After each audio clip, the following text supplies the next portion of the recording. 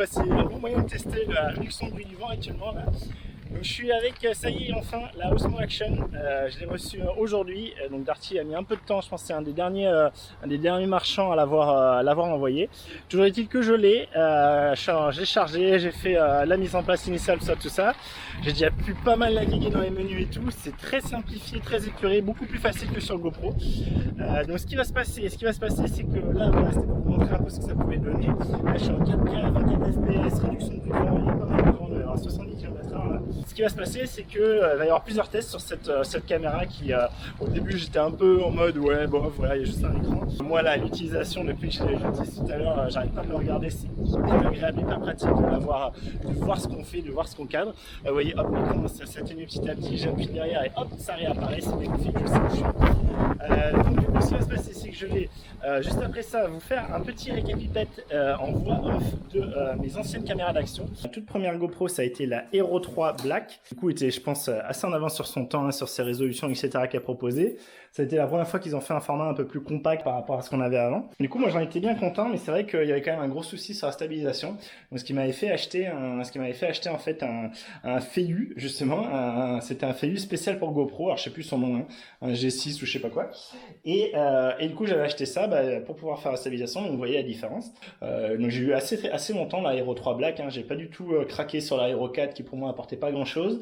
Du coup, moi, ce que j'ai fait, c'est que plutôt que de prendre la Hero 5 qui a effectivement apporté l'écran, c'est que j'ai pris la i4K+, qui donc avait à peu près toutes les mêmes choses, mais en beaucoup moins cher. Donc, c'est pour ça que j'avais prise. J'ai assez rapidement changé parce qu'après la Hero 5 est sortie la Hero 6. Et la Hero 6 a été la première à faire la stabilisation. Là, vous voyez les images donc, du coup de Hero 6. Si vous recomparez avec la Hero 3 sans stabilisation, vous voyez qu'il y a quand même une grosse différence.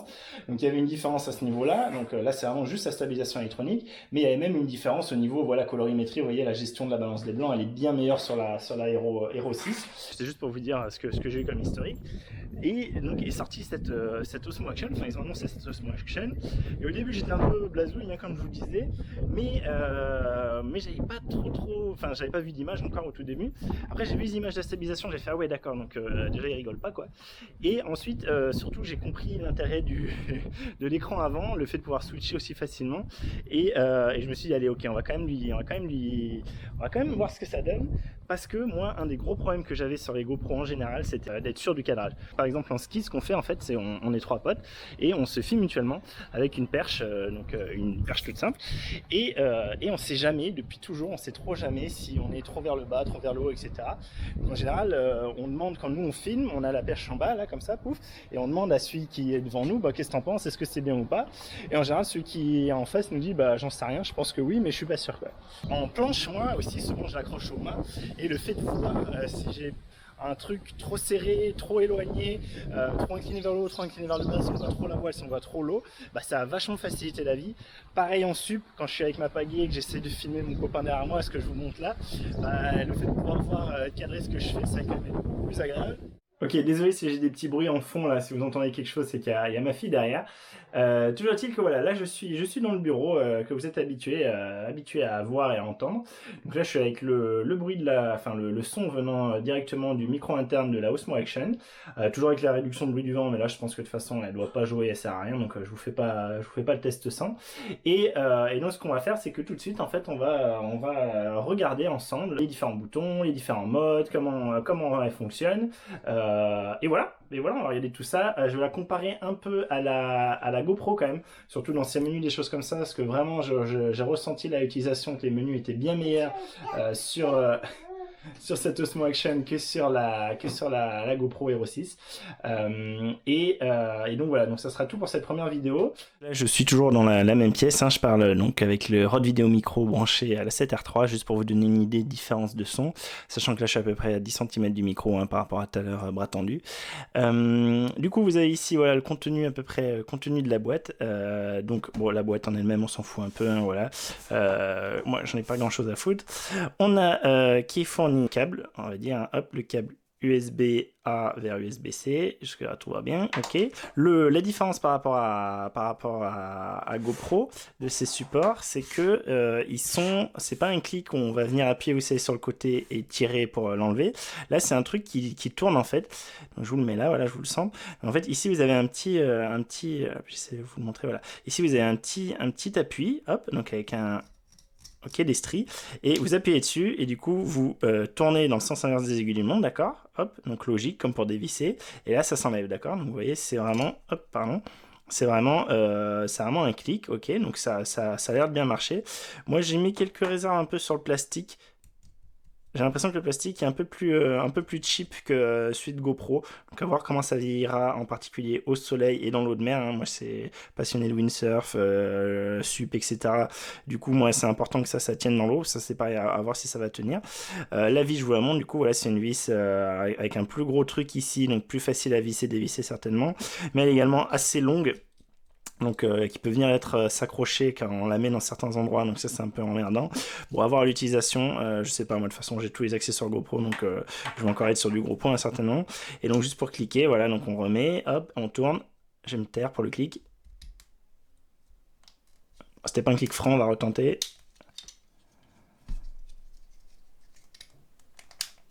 Ouais, bon, c'est pas un clic franc, mais là c'est cliqué. Ouais, là c'est cliqué. Vous voyez, c'est moins franc que je trouve que GoPro. GoPro, on entend vraiment quand ça clique. Vous voyez qu'ici, donc, on a le scotch avec donc, du 3M, très bien, l'autocollant. Donc ici, on a un qui est bombé et de l'autre côté on en a un qui est plat. Alors l'avantage que je vois c'est que j'ai l'impression qu'ils prennent un peu moins de place sur l'endroit où ça colle, sur la surface totale collante. J'ai l'impression que par exemple sur une planche, voilà, ça prend un peu moins de place quand on veut coller ça. Là avec ce rectangle là je pense à peu près kiff.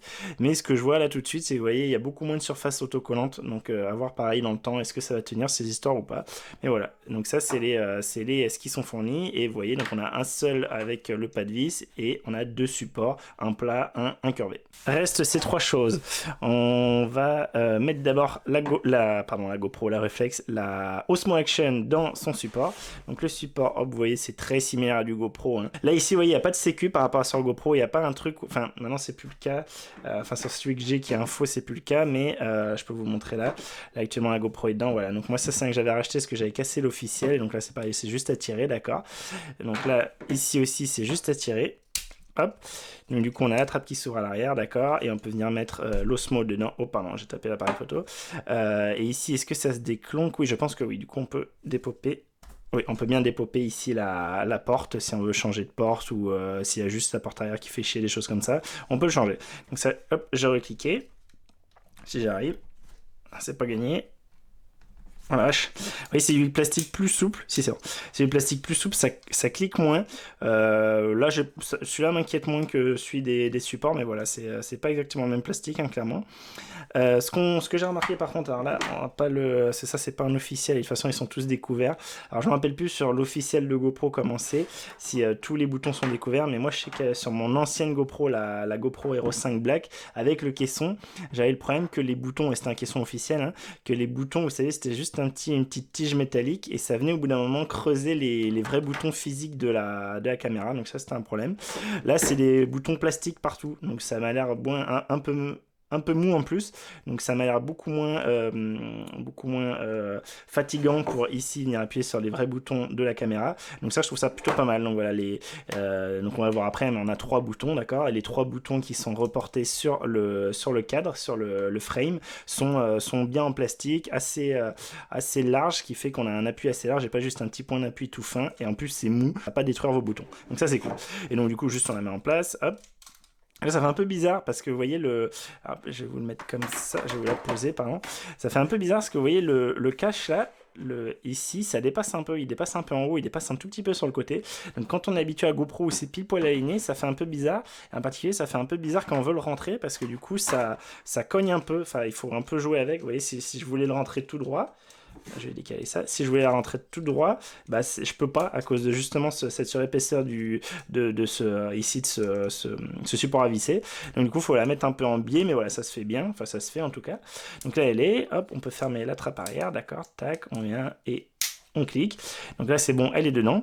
Vous voyez que du coup on a les boutons bien en surépaisseur, ça c'est bien agréable aussi, je pense que du coup même avec des gants on arrive bien à appuyer dessus, c'est pas des boutons, là c'est plus compliqué, vous voyez, il faut aller le chercher, si on a des gants c'est pas facile, là pareil, donc c'est les deux seuls boutons sur la GoPro 1, donc là je vous rappelle, ça c'est la Hero 6 Black, pas la 7, et du coup moi je vais tout comparer à celle-là, j'avais pas voulu passer à la 7, je trouvais qu'elle apportait pas énormément de choses, la stabilisation était déjà bonne, pas aussi bonne mais était déjà bonne sur cette Hero 6, et vraiment c'est l'écran frontal moi ici principalement, hein, et d'autres petites choses que je vais vous préciser qui m'ont fait passer à la action. Donc du coup seulement deux boutons, vous voyez, moins accessible. Là on a quand même des boutons beaucoup plus faciles d'accès. Vous voyez, bon, la disposition c'est pas pareil, ils ont mis le bouton record du même côté, hein. Par contre le bouton on est ici et pas sur le côté comme sur la GoPro. Sur ce côté là on n'a rien ici, et par contre on a le bouton quick, je sais plus, quick shot je crois, QS, donc Quick Shot, pour changer rapidement de mode. Donc là vous voyez, je sais pas pourquoi ils ont laissé disponible, ah oui si, je sais pourquoi, c'est ce qu'on peut en fait enlever on peut enlever la trappe, je vais pas vous le faire mais je vous le dis, on peut dépopper la trappe pour pouvoir directement du coup passer un câble USB-C là-dedans et pouvoir charger en continu si on veut faire des timelapses, des choses comme ça. Donc voilà, ici vous voyez qu'on a du coup ce qui est certainement les micros qui sont laissés accessibles. Là c'est pas le cas, je crois que l'autre micro il est en haut, voilà, il est ici, et du coup il est plus ou moins accessible aussi. Il y a peut-être même les deux là pour le stéréo, il y en a peut-être un là et un là, je vérifie que je dise pas de bêtises. Hop, voilà, j'ai fait tomber ma boîte de batterie, c'est pas grave. Ouais, voilà, donc il y a les deux micros, et en fait, non, pardon, il y a le micro et la LED, et en fait, du coup, ici, on voit que oui, je mets dans le mauvais sens, forcément. Vous voyez que le micro du coup n'est pas directement caché par le plastique, d'accord, il est un peu caché par la trappe, donc il est quand même caché au final, même s'ils ont essayé de faire un espèce de petit décrochement là, vous voyez. Hop. Ils ont essayé de faire un petit décrochement pour que du coup le son passe mieux, mais il n'empêche que quand elle est dans son support, je pense qu'on a quand même un son bien fait comme Mii à l'époque, enfin et encore maintenant, les mêmes, hein, exactement les mêmes que chez GoPro, donc tout ce que vous avez en GoPro est utilisable pour cette Osmo Action. Donc on va la ressortir, hop, donc vous avez vu le cadre. Donc là, on a fait le tour, on va dire, des accessoires fournis. Alors, c'est un des gros problèmes actuellement. Il n'y a pas beaucoup d'accessoires, voire pas du tout d'accessoires possibles. On peut même pas acheter de batterie supplémentaire pour l'instant. C'est pas encore dispo. Mais du coup, quand on achètera une batterie supplémentaire, ce qu'on aura, c'est quelque chose fourni dans cette petite boîte. Donc, ça, c'est une boîte en fait pour la batterie. Donc, je vais la ressortir. C'est comme ça et comme ça, si je dis pas de bêtises. Voilà, pouf, ça se dépop. Et du coup, vous voyez, en fait, quand vous la recevez, elle est livrée là-dedans. Donc, elle est directement... Attendez que je dise pas de conneries. Est-ce que c'est comme ça, je crois, là? Hop, ouais, voilà, c'est comme ça. Donc, vous voyez, donc une petite boîte bien sympathique, bon, qui n'est pas étanche, hein, donc ça sert pas forcément à grand chose. Enfin, en tout cas, elle n'a pas été démasse étanche. Donc, c'est une batterie, je vous le dis, du coup, juste pour info, c'est du 1300 mAh. 1300 mAh vu ici, d'accord. Et donc ce qui est sympa dans cette petite boîte, c'est que donc on peut mettre la batterie, mais on peut aussi mettre une carte SD, donc je trouve une carte micro SD, je trouve ça assez sympa, c'est bien vu. Donc voilà, juste pour info, vous avez cette boîte qui est fournie, qui se clique bien, avec marqué DJ dessus, et voilà, donc ça je dégage.